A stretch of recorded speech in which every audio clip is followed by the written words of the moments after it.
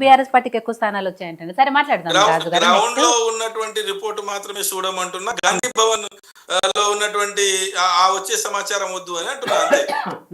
Right.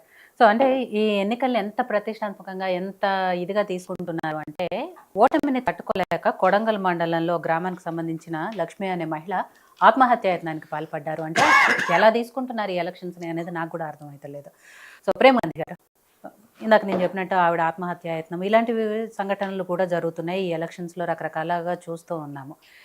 సరే, దీంట్లో BJP కూడా ఉంది. బీజేపీకి సంబంధించిన అంటే ఆ పార్టీ మద్దతు ఇచ్చిన అభ్యర్థులు కూడా ఉన్నారు. ఇప్పటి వరకు వచ్చిన లెక్కల ప్రకారం దాదాపు బీజేపీకి 107 స్థానాల్లో వాళ్ళు కూడా ఉన్నారు. కాబట్టి ఎలా ఉండబోతుంది అనేది అంటే సర్పంచ్ ఎలక్షన్స్లో నిజానికి పార్టీకి గుర్తులకు సంబంధించిన విషయం కాదు కాబట్టి, అయినా కూడా పార్టీలు ఎవరైతే మద్దతు ఇస్తున్నారో వాళ్ళకి సంబంధించిన గెలుపోటముల మీద ఆధారపడి ఉంటుంది. కానీ కొన్ని చోట్ల బీఆర్ఎస్ బీజేపీ కుమ్మక్కయ్యాయి, కొన్ని చోట్ల బీజేపీ కాంగ్రెస్ కుమ్మక్కయ్యాయి, ముగ్గురు కలిసి ఒక చోట ఒక అభ్యర్థిని మద్దతు ఇచ్చిన సందర్భాలు ఇవన్నీ రకరకాల వింతలు చూసాము ఈ ఎన్నికల్లో. సో ఓవరాల్గా ఈ ఫస్ట్ విడత ఎన్నికలకు సంబంధించి ఏం చెప్పదలుచుకున్నారు? ముందుగా యోయోటి ప్రేక్షకులు అలాగే ప్యానల్ ఉన్నటువంటి వివిధ నాయకులందరికీ నమస్కారం. ఇక్కడ మనము ఈ గ్రామ పంచాయతీ ఎన్నికలను పూర్తి స్థాయిలో విశ్లేషిస్తుంటే అంటే గతంలో ఒక 25 సంవత్సరాల క్రితం ఉన్నటువంటి ఎన్నికలు ఇప్పుడు ఉన్నటువంటి ఎన్నికల్లో చాలా డిఫరెన్స్ ఉంది. నేను జనరల్గా బాల్యంలో నుంచి కూడా ఎన్నికలు చూస్తూ ఉన్నాను. గత 25 సంవత్సరాల క్రితం ఎన్నికల్లో ఎట్టి పరిస్థితుల ఆ గ్రామాలలో పార్టీ ప్రభావం చూపించకపోతున్నాయి. ఒకవేళ పార్టీ అభ్యర్థి ఎవరన్నా అంటే ఖచ్చితంగా తిరుగుబాటు చేస్తుండే. ఏమంటుండే, నువ్వు పార్టీ రంగు చెప్పకు, ఇక్కడ పార్టీ పేరు చెప్పొద్దు, పార్టీ గురించి డిస్కస్ చేయొద్దు, ఇది పార్టీకి సంబంధం లేనటువంటి ఓటే, ఖచ్చితంగా నువ్వు పార్టీ పేరు ప్రస్తావిస్తే మంచిగా ఉండదు అనేటువంటి వాతావరణం చేసి చాలా గ్రామాల్లో వ్యక్తి మీద ఆధారపడి జరిగినటువంటి ఎన్నికలే తప్ప ఎక్కడ కూడా పార్టీ మీద ఆధారపడి జరిగినటువంటి ఎన్నికలు కావు. అయితే ఈ ఓవరాల్గా ఉన్నటువంటి ఎన్నికల్లో అంటే తెలంగాణ ఉద్యమం కన్నా ముందు కాంగ్రెస్ వైఎస్ రాజశేఖర రెడ్డి గారు అంతకు ముందు ఉన్నటువంటి పరిస్థితులకు వైఎస్ గారు వచ్చిన తర్వాత కొంత మార్పు వచ్చింది. దాని తర్వాత కేసీఆర్ గారు వచ్చిన తర్వాత పూర్తి స్థాయి మార్పు వచ్చేసింది. కారణం ఏంది? తెలంగాణ ఉద్యమం స్థానిక సంస్థల ఎన్నికల్లో అప్పుడు వాళ్ళు బలంగా నిలబడ్డారు. అంటే స్థానిక సంస్థల్లో మేము ఉన్నాము, మమ్మల్ని మేము బలపరుచుకునేటువంటి అవకాశం ఉంటుంది ఎంపీటీసీ జెడ్పీటీసీలో, లేదా గ్రామాల్లో అప్పుడు ప్రాంతీయ పార్టీ ఉన్నటువంటి బీఆర్ఎస్ పూర్తి స్థాయిలో ప్రాంతీయ పార్టీ పాగా వేసుకునేటువంటి ప్రయత్నం గ్రామ స్థాయిలో చేయాలనేటువంటి ప్రయత్నం వచ్చినప్పుడు అప్పుడు గ్రామాలలో పార్టీ రంగుని మురిపేటువంటి ప్రయత్నం చేసి అందులో సక్సెస్ అయ్యారు. అప్పటి నుంచే తప్ప అంతకుముందు ఎక్కడ కూడా పార్టీ ప్రస్తావన మాట్లాడకపోతుండే. ఒకవేళ పార్టీ గురించి ఎవరైనా మాట్లాడినా కానీ ప్రజల్లో తిరుగుబాటు ఉండే, పార్టీకి సంబంధించిన అంశం కాదు. ఎందుకంటే పూర్తి స్థాయిలో మీరు ఎన్నికలు చూడండి, అంటే గతంలో ఉన్నటువంటి అనేక మంది ఎన్నికలు చూసినటువంటి వ్యక్తులు లేదా గ్రామాలు ఉన్నటువంటి పరిస్థితులు అని వేరు. అప్పుడు ఉన్నటువంటి వ్యక్తి నీతి నిజాయితీ నిస్వార్థంగా ఉన్నటువంటి నాయకుడిని ఎన్నుకునేటువంటి పరిస్థితి ఉండే, వ్యక్తి మీద ఆధారపడే ఉంటుండే తప్ప ఎక్కడ కూడా పార్టీ సింబల్ ఉండకుంటే అలాంటి ఎన్నికలు జరిగినట్టు వేళ ఇలా పూర్తిగా భిన్నంగా ఎన్నికలు జరుగుతూ ఉన్నాయి.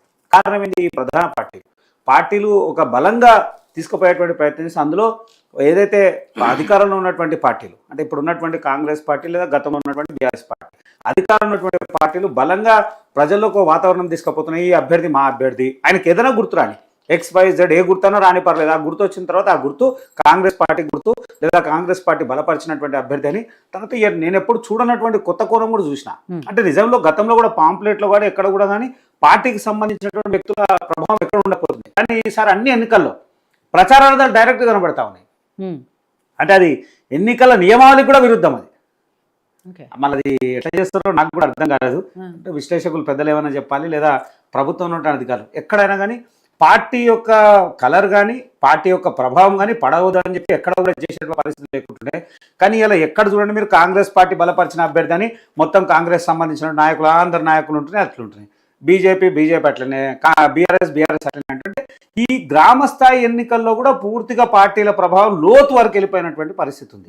అయితే ఏదేమైనా సరే మనం ఒకటి ఆలోచించేటువంటి గ్రామ స్వరాజ్యం, మనం ఆ రోజు గ్రామంలో సర్పంచ్ అంటే ఒక ప్రధానమంత్రితో పోల్చినటువంటి సంఘటనలు ఉంటుండే. ఎందుకంటే డైరెక్ట్ ఎన్నిక, సర్పంచ్ని డైరెక్ట్ ఎన్నుకునేటువంటి పరిస్థితులు ఉండే. అలాంటి ఉన్నతమైనటువంటి భావజాలం ఉన్నతమైనటువంటి వ్యక్తులు లేదా గ్రామానికి ఏదైనా మంచి చేయాలనేటువంటి వ్యక్తులు మాత్రమే గెలిచినటువంటి దాఖలాలు ఉంటుండే. ఇలా పూర్తిగా పార్టీ ప్రభావాలు అయిపోయి ఇక పార్టీ గెలుపు కోసం అనేకమైనటువంటి వాతావరణం చేసుకొస్తా ఉన్నారు. ఇందాక రాజన్న చెప్పినట్టు ఆ శాసనసభ అక్కడ ఉన్నటువంటి ఎమ్మెల్యే ఒక్కొక్క ఎమ్మెల్యేకి నాకు తెలిసి మేజర్ గ్రామ పంచాయతీ చోటనేమో 200-250 గ్రామాలు ఏదో వచ్చి ఉంటాయి, లేదా కొన్ని చిన్న గ్రామాలు ఉంటే 300, యావరేజ్గా 300-400 గ్రామాలు ఒక్కొక్క ఎమ్మెల్యేకి ఉంటే ఆ ఎమ్మెల్యే పని కట్టుకొని ఆ గ్రామాలు ఉన్నటువంటి పరిస్థితులు ఎవరికి ఇచ్చేస్తే పార్టీ ప్రభావం ఎంత, పార్టీ ఇవ్వకపోతే ఎంత, ఆ ప్రత్యర్థి పార్టీలను కూడా బెదిరించేటువంటి స్థాయికి వెళ్ళిపోయి అధికారం ఉన్న వాళ్ళు కంపల్సరీ గెలిచేటువంటి ప్రయత్నంలో దాంట్లో ఏం మాత్రం సందేహం లేదు. ఇలా ఫిగర్ చూస్తే తెలిసిపోతా ఉంది. అంటే ఖచ్చితంగా ఆ ప్రభావం కనబడతా ఉంది. అది ఎంతవరకు సమంజసమో చూడాల్సిన అవసరం ఉంది. అది ఈ గతంలో ఎన్నికలు పోలిస్తే ఒక శుభ పరిణామం. అంటే అది నేను విన్న ప్రకారం అయితే అది కరెక్ట్గా మళ్ళీ అది అఫీషియల్గానో నాకు తెలియదు. కానీ ఒకటి ఏంటంటే ఈ ఎన్నికల్లో యువత ఎక్కువ పార్టిసిపేట్ చేసింది అంటున్నారు. అంటే 78% యంగ్స్టర్స్ గ్రామాలలో పోటీ చేసిర్రు. 78% అందులో మహిళలు కూడా అధికంగా ఉన్నారు, చదువుకున్న వాళ్ళు ఉన్నారు, గ్రాడ్యుయేషన్ చేసిన వాళ్ళు కూడా ఉన్నారు అని అంటా ఉన్నారు. సరే, ఇదంతా కొంత సమాజంలో మార్పు కోసం ఒక మంచిది స్వాగతిస్తాం. అంటే గ్రామాల్లో జరిగేటువంటి మంచి. కానీ ఎట్లా ఏం జరిగినా చివరి పరిస్థితి ఎవరు వచ్చినా ఎవరు గెలిచినా ఇక రాష్ట్రంలో ఉన్నటువంటి పరిస్థితులు నిధులు లేని ప్రభుత్వం. గతంలో అనేక సార్లు ముఖ్యమంత్రి చెప్పిండు ఏమి లేవు పైసలని, మంత్రులు లేవంటున్నారు, ఏం లేవంటున్నారు. ఎమ్మెల్యేల బాలు నాయక్ అయితే ఆయన బహిరంగంగా ఆయన వేదిక ముఖ్యమంత్రి సాక్ష్యంగానే బాలు నాయక్ అంటా ఉన్నాడు, మా దగ్గర రూపాయి లేదు, మేము పోయేటట్లే చేసేటట్లేదు. మరి ఇప్పుడు ఎట్లా అభివృద్ధి సాధ్యమవుతుంది? గెలిచిన వాళ్ళు ఏం చేస్తారు? గతంలో జరిగినటువంటి పరిస్థితులు పునరుద్ధం అవుతాయా? గతంలో 9.5 సంవత్సరాలు బీఆర్ఎస్ గవర్నమెంట్ ఉన్నప్పుడు వాళ్ళ గవర్నమెంట్లో కూడా నిధులు ఏ స్థాయి కిందికి పోయినాయా లేదా అనేది తెలియదు. కానీ అనేక మంది బయటకు వచ్చి సర్పంచ్ ఉండి వాళ్ళ వాచ్మెన్ జాబ్ చేసుకుంటా లేదా చిన్న చిన్న ఉద్యోగాలు చేసుకుంటా, బిల్లులు రాలేకుండా ఆత్మహత్యలు చేసుకొని ఆ ఇండ్లు పొలాలు ఆస్తులు అమ్ముకొని మళ్ళీ సర్పంచ్ పది వేయను, సర్పంచ్ అంటేనే నేను పోటీ చేయను అనేటువంటి స్థాయికి తీసుకొచ్చారు. అయితే ఇందులో ఒక విచిత్రం కూడా జరిగింది. మొన్న ఎన్నికలు కూడా ఒక 9-8 స్థానాల్లో ఎవరు పోటీ చేయలేదు. కనీసం ఒక నామినేషన్ కూడా రాలేదు. అంటే ఆ గ్రామాల్లో ఉన్నటువంటి పరిస్థితి ఏంది, అక్కడ ఉన్నటువంటి రెవెన్యూ ఏంది, పూర్తిస్థాయి జరిగేటువంటి అభివృద్ధి ఇవన్నీ కూడా చూడాల్సినటువంటి అవసరం ప్రభుత్వం ఉంది. అయితే ప్రభుత్వంలో మళ్ళీ ఒక కొత్త ఒరవడి అని అంటే గతంలో నేను చూడనటువంటి కొత్త ఒరవడి. ఒకటి ఏమైపోతుందంటే ఏదైనా నాయకుడు సర్పంచ్గా ఉండేటువంటి నాయకుడు ఆయన మీద నమ్మపడి ఆయన ఏదో చేస్తా అంటే ఆయన ఇచ్చేటువంటి వాగ్దానాలు, ఆయన గ్రామానికి ఏం చేస్తా అనేదో ఒక పాంప్లెట్ తయారు చేసుకొని ఈ పాంప్లెట్ ద్వారా నేను ఈ అభివృద్ధి కార్యక్రమాలు చేస్తాననేటువంటి వాతావరణంతో ప్రజలకు తీసుకుపోయేటువంటి పరిస్థితి ఉండే. కానీ ఇప్పుడు పూర్తి విరుద్ధంగా, అది కూడా ఎన్నికల నియమాలకు విరుద్ధం, చట్ట విరుద్ధంగా డైరెక్ట్గా యాక్షన్లకు వెళ్ళిపోవడం, వేలంపాట చేయడం. ఈ వేలంపాటల సంస్కృతిలా అది ఎటువైపు పోతుందో దారి ఎటు తీస్తుందో తెలియనట్టు పరిస్థితి. ప్రజాస్వామ్యానికి ఖూని అది, చట్ట విరుద్ధంగా చేసేటువంటి పని. ఎవరైనా ₹1 2 కోట్లు పెట్టి ఆయన తీసుకున్నప్పుడు ఖచ్చితంగా ఆ 2 కోట్లో 3 కోట్లో ఖచ్చితంగా ప్రజల నుంచే రాబడతాడు, ఆ గ్రామం నుంచే రాబడతాడు. ఆ గ్రామంలో ఉన్నటువంటి రెవెన్యూ ఎక్కడ జనరేట్ అవుతుంది, ఏ స్థాయిలో చేయగలుగుతాం, ఎట్లా చేయగలుగుతాం, నిధులు ఎట్లా తీసుకొస్తాం, అక్కడ ప్రజలను ఎట్లా ఇచ్చేయాలన్నటువంటి ప్రయత్నం. ఎవరైనా ఇది పూర్తి పెట్టుబడి పెట్టినప్పుడు పెట్టుబడి రాబట్టుకునేటువంటి ప్రయత్నం చేస్తారు. లేదా సేవా కోణంతో వచ్చేటువంటి వ్యక్తులు ఉంటే వాళ్ళకి సర్పంచ్ రావాల్సినటువంటి అవసరం లేదు. వాళ్ళు డైరెక్ట్గా వారు ఎన్జిఓ ద్వారా చేయొచ్చు, వారు వ్యక్తిగతంగా చేయొచ్చు, లేదా వాళ్ళ అమ్మ నాన్న పేరు మీద చేయొచ్చు. ఎందుకంటే చాలా వరకు గ్రామాలు, మా దగ్గర కూడా గ్రామంలో మా తాతగారి పేరు మీద మేము గవర్నమెంట్ స్కూల్ కట్టించిన ఉంది, వచ్చినటువంటి స్థలం ఇచ్చిన దాఖలాలు ఉన్నాయి. మా వాళ్ళు కూడా ఇంకో దగ్గర స్థలం ఇచ్చిన ఉన్నారు. స్వచ్ఛందంగా ఇచ్చేటువంటి పరిస్థితులు వేరు. ఇలా పూర్తిగా ఒక డబ్బే ధ్యేయంగా పనిచేయడం, ఆ మారుమూల ప్రాంతాల్లో కూడా ఆ డబ్బు ఇస్తేనే ఓటు వాళ్ళని ఓటర్ను కూడా అట్లనే ప్రభావితం చేసి మేము ఇస్తున్నాం వాళ్ళని కూడా ఏమని అడిగినటువంటి పరిస్థితులు తీసుకొని వచ్చారు. ఏదేమైనా ప్రభుత్వం దగ్గర ఒక పెద్ద సవాలే, నిధులు లేనటువంటి ప్రభుత్వం. మళ్ళీ ఇంతమంది సర్పంచులు ముఖ్యమంత్రి చెప్పిండు నేను నిధులు ఇస్తా అన్నాడు, మళ్ళీ లేవు అంటుండు. మరి రేపు గెలిచిన తర్వాత ఎవరు వారు వీరైతారా వీరు వాళ్ళైతారా తెలియదు. ఏదేమన్నా ఉండని సుమారు 107 స్థానాల్లో భారతీయ జనతా పార్టీ అభ్యర్థులు గెలిచారు. వారందరికీ కూడా భారతీయ జనతా పార్టీ తరఫున ప్రత్యేకంగా ధన్యవాదాలు తెలియజేస్తున్నాము, వాళ్ళకి శుభాకాంక్షలు.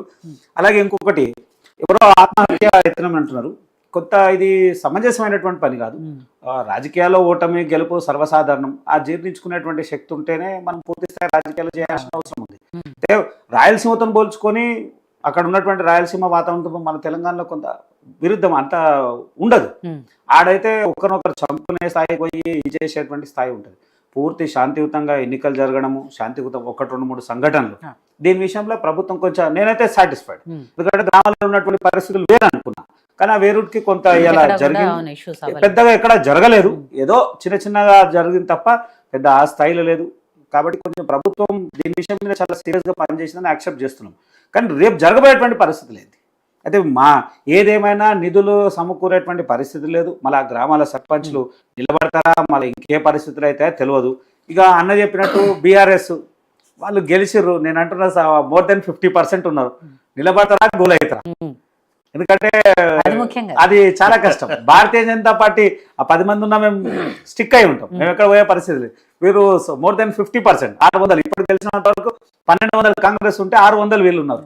అంటే సగం ఉన్నారు Hmm. కానీ ఆ సగం నిలబడతారా మళ్ళా ఏటవుతారా అభివృద్ధి అని చెప్పుకొని ఎమ్మెల్యేలే మారిపోయారు. బీఆర్ఎస్ ఉన్నటువంటి ఎమ్మెల్యేలే అభివృద్ధి పోతున్నాం అభివృద్ధి కోసం పోతున్నాం అని కాంగ్రెస్ పంచన పోయి చేరేరు. మళ్ళీ గ్రామాలలో ఉన్నటువంటి పరిస్థితి ఏంటి, మళ్ళీ వీళ్ళందరూ ఉంటారా మళ్ళీ ఖాళీ అవుతారా చూడాల్సినటువంటి అవసరం ఉంది.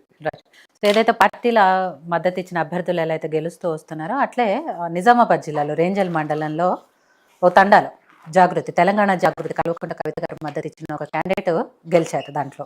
కాబట్టి వాళ్ళు కూడా బోని కొట్టారు ఈ పంచాయతీ ఎలక్షన్స్ లో. సో రామ్ గోపాల్ గారు, సర్పంచ్ ఎలక్షన్స్ ఎలా జరుగుతున్నాయి, వేలంపాట్లు ఎలా జరిగాయి, ఏకగ్రీవాలు ఎలా జరిగాయి అనేది మనం లాస్ట్ టైం మాట్లాడాము. సో ఇవాళ అయితే పోలింగ్ ద్వారా జరిగింది కాబట్టి మొత్తం మీద పోలింగ్ పర్సంటేజ్ కూడా 84.28% నమోదైంది. సో గతంతో పోలిస్తే ఇది ఎలా ఉంది ఏంటి అనేది మీరు క్లియర్గా చెప్పాలి. ఎందుకంటే చాలా ఎలక్షన్స్ ఇలాంటి పంచాయతీ ఎలక్షన్స్ మీరు చూసి వచ్చారు కాబట్టి ఆ పోలింగ్ పర్సంటేజ్ ఎలా ఉంది, అలాగే